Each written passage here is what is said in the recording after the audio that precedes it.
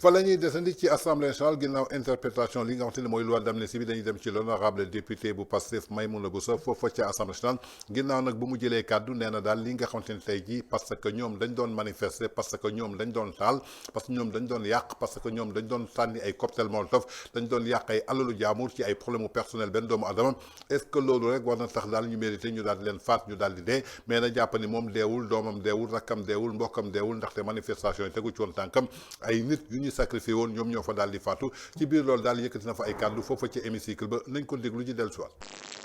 Monsieur le Président, Monsieur le Ministre, chers collègues, mes distingués peuples sénégalais,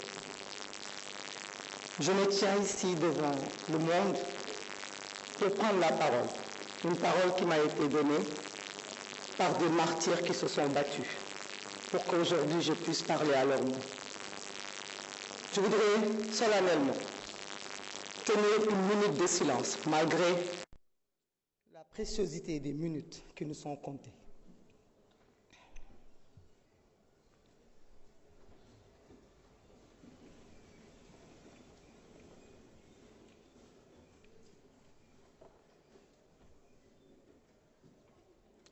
Je vous remercie. Je vous remercie et je suis fière d'être aujourd'hui avec vous dans cette salle, de vous tous, de tous autant que vous êtes. Beaucoup ont épilogué, on nous a parlé de manifestations qui ont amené des morts.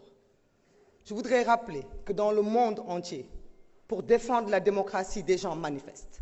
Je voudrais rappeler qu'ici au Sénégal, de 2012, en 88, en 93, toujours des gens se sont levés, se sont battus pour la démocratie sénégalaise. Certains ont même parlé du nom du Premier ministre ou du chef de l'État. Certains même ont parlé du PASTEF en disant que nous avons appelé à manifester. Oui, nous avons appelé à manifester, comme la Constitution nous le permet. L'article 8 de la Constitution nous autorise à manifester. Ce n'est pas parce que nous manifestons que nous méritons la mort. Ce n'est pas parce que nous manifestons que nous devons être abattus. À Paris, dans la capitale française, des gens ont manifesté, ont pillé, ont saccagé. Est-ce que c'est pour autant qu'ils ont été tués? Non. Aucune explication ne peut justifier la mort d'hommes, de jeunes, de nos enfants, de nos fils, de nos frères.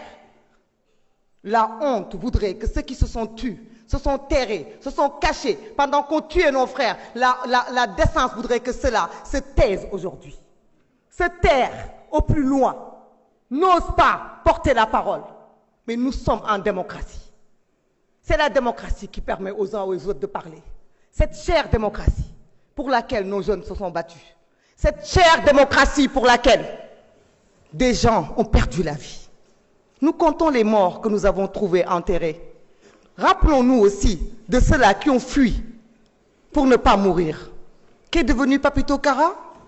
Avec d'autres dizaines de jeunes comme lui, qui se sont échappés à travers la mer et qui ne sont jamais arrivés. Parlons aussi de l'imam Ndao, des gens qui ont été persécutés à cause de ce combat démocratique et qui sont morts aussi pour défendre le Sénégal. Nous ne pouvons pas avoir de complexe. Les paroles sont tellement mielleuses quand on parle aujourd'hui. Nos mots sont forts. Beaucoup d'entre nous pouvaient s'abstenir de parler. Mais vous savez pourquoi nous parlons? Pour entrer dans l'histoire et pour ne pas oublier. Parce que l'ADN d'un peuple, c'est la mémoire. Tant que nous nous souviendrons, personne ne pourra oublier. Tant que l'oubli ne nous guette pas, nous pourrons apprendre du passé. Certains nous disent l'amnistie. Vous avez pris ce qui est bon. Oui, nous avons pris ce qui est bon de cette amnistie. Parce que ce qui est bon, c'est le choix du peuple sénégalais, souverain. Un peuple ne se trompe pas. On ne peut pas jeter l'amnistie. Parce que jeter l'amnistie, c'est revenir sur la décision du peuple souverain d'avoir élu le président Bassirou Diomaye Faye, emprisonné arbitrairement.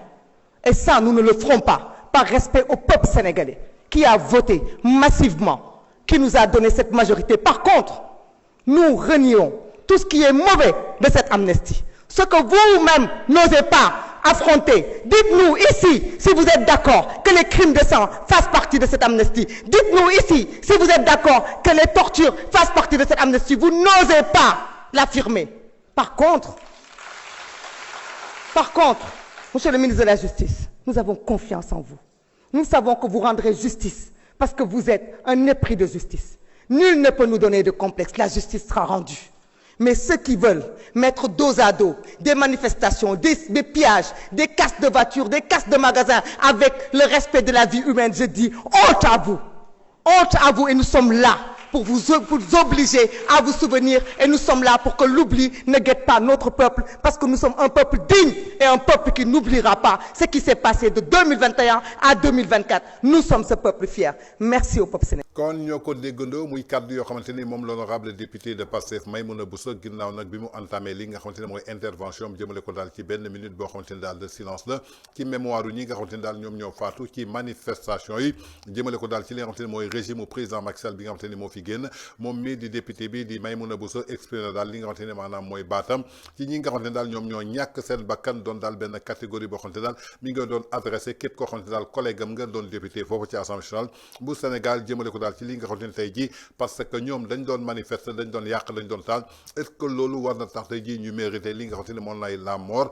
je crois que nag képp koo xamante ne da nga doon manifester pacifiquement yàqoo taaloo sànniwoo cocktail molotov sànniwoo jéemoo rey policier jéemoo yàqal kenn du la rey pay léegi nag soo jéggee li nga xamante ne tey jii yow sa yéene moo doonoon gaañ ay doomu aadama rey ay nit maanaam self défense fam nit ki aussi su riposté ba nga daal di ñàkk sa bakkan da ngay daal di assumer lépp loo xamante ne mooy conséquences yi nga xamante ne moom nga duggoon du question ni ko da ngeen doon manifester ndaxte nit yàgg na fi manifester bal tàkkul sagar xeeñul mais li ngeen doon def yaakaar naa ni du manifestation jël réew mi taal ko ba mu tàkk foo tourner saxaar lacrymogène di tàkk ay alalu jaamur di yàqu ngeen di saccager bien wu jaamur je crois que képp koo xamante ne ñàkk nga fa sa bakkan aussi war nga poser wu question est-ce que man mi mérité woon naa pour dee wala mérité woon pour dee je crois que question boobu dañ koy delloowaat Maïmouna Bousso xamal ni ko moom lu tax deewul ci manifestation yi parce que bi loolu amee moom dafa toog biir këram wala génn Ndakaaru ndaxte su génnoon ñu gis ko ci benn manifestation amul benn manifestation bi ngeen gis tey jii benn leader wala benn cadre wala responsable parti Pastef boo xamante ne tey jii mi ngi ci gouvernement bi te gisoon ngeen ko ci mbedd bi gisu leen ci kenn ci ñoom ginnaaw ñi nga xamante ne dañu làqatoon ci seen ginnaaw téléphone ñii làqatu seen ginnaaw kër di conditionner ou bien di diriger ay affaires yoo xamante ne tey jii yoon da koy tere ñooñu donc ngeen gis ni que tey jii ñoom ñoo nekk ci ay postes de responsabilité.